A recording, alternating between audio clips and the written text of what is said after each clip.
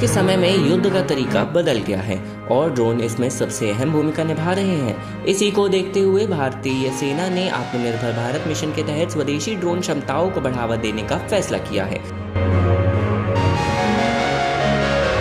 इस समझौते के तहत भारतीय सेना के विशेषज्ञों, वैज्ञानिकों और प्राइवेट कंपनियों के साथ मिलकर ऐसे ड्रोन विकसित करेगी जो हमारी सीमाओं की ऊंचाई, रेगिस्तान की गर्मी और कठिन रास्तों पर आसानी से काम कर सके। यह समझौता न केवल भारतीय सेना को आधुनिक बनाएगा, बल्कि भारत देश के रक्षा क्षेत्र में काम करने वाले छोटे स्टार्टअप्स और कंपनियों के लिए भी सुनहरे अवसर खोलेगा। इससे भारत अब दुनिया को ड्रोन बेचने वाले देशों की कतार में शामिल होने की ओर एक बड़ा कदम बढ़ा चुका है। भारतीय सेना द्वारा साइन किए गए इस MOU के पीछे है कि सेना को अपनी ज़रूरत के हिसाब से ड्रोन भारत में ही मिले। आपको बता दें, आजकल दुश्मन छोटे और सस्ते ड्रोनों का इस्तेमाल कर रहे हैं। भारत को भी ऐसे ही स्मार्ट और घातक ड्रोनों की ज़रूरत है जो दुश्मन को उसी की भाषा में जवाब दे सके। यह समझौता भारत की नई कंपनियों को सेना के साथ काम करने का मौका देगा, जिससे नई नई तकनीकें सामने आएंगी। इस समझौते के बाद सेना कई तरह के एडवांस ड्रोन अपने बेड़े में शामिल करेगी, जो बॉर्डर पर 24 घंटे नजर रखेगी और दुश्मन की हलचल की खबर तुरंत हेडक्वार्टर तक पहुंचाएगी। सामान ले आने वाले ड्रोन, लॉजिस्टिक्स ड्रोन्स, ऊंचे पहाड़ी इलाकों और सियाचिन जैसे ठंडे स्थानों पर भी सैनिकों तक खाना, दवाई और गोला बारूद पहुंचाने वाले ड्रोन, हमलावर ड्रोन, कामिकाजे ड्रोन्स जो जरूरत पड़ने पर खुद ही मिसाइल बन जाएं और दुश्मन के ठिकानों पर जाकर फट जाएं। प्रधानमंत्री के आत्मनिर्भर भारत मिशन को इस समझौते से नई ताकत मिलेगी। अभी तक भारत को बहुत से एडवांस ड्रोन इजराइल या अमेरिका जैसे देशों से खरीदने पड़ते हैं। अब यह पैसा देश के भीतर ही रहेगा। जब ड्रोन स्वदेशी होंगे तो उनसे मिलने वाली जानकारी और डेटा भी भारत के पास ही सुरक्षित रहेगी, जिससे कोई विदेशी देश हैक ना कर पाए।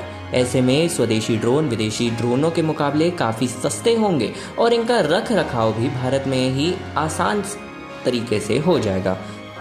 भारतीय सेना इस समझौते के जरिए एक ऐसा इकोसिस्टम बनाना चाहती है जहां सेना अपनी ज़रूरत बताए और भारतीय कंपनियां उसे तुरंत बना कर दे। इससे रिसर्च और ट्रायल में लगने वाला समय कम होगा और सेना हमेशा नई तकनीक से लैस करेगी। यह समझौता भारत को रक्षा क्षेत्र में एक ग्लोबल हब बनाने की दिशा में एक बहुत बड़ा और प्रभावी फैसला जरूर साबित होगा।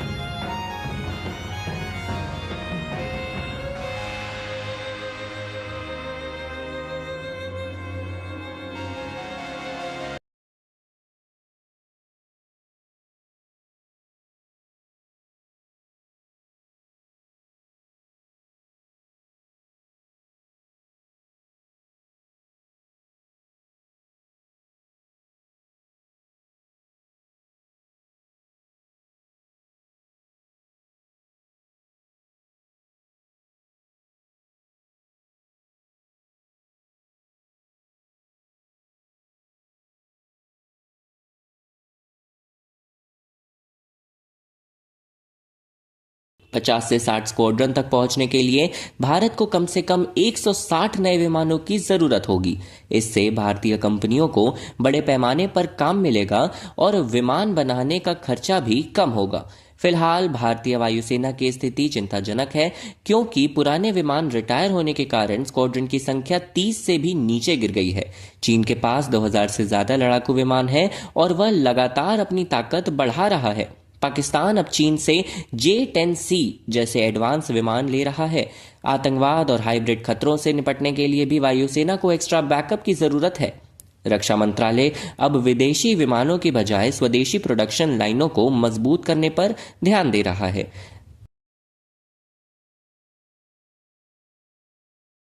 ज्यादा विमान भारत में बनने से युद्ध के समय हम किसी दूसरे देश के मोहताज नहीं रहेंगे।